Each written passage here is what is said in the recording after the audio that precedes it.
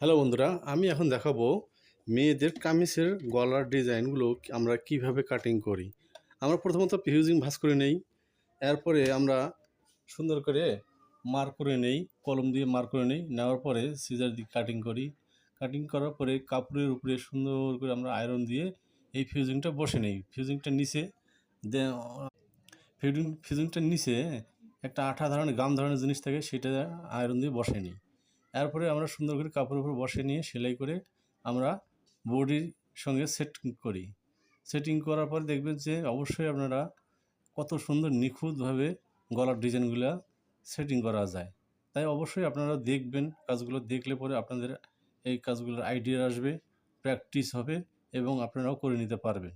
তাই অবশ্যই ভিডিওগুলো দেখবেন এবং ভিডিওটা ভালো লাগলে অবশ্যই চ্যানেলটা সাবস্ক্রাইব করবেন। তাই ভিডিওটা শেয়ার করে অন্যকে দেখার সুযোগ করে দেবেন। ধন্যবাদ।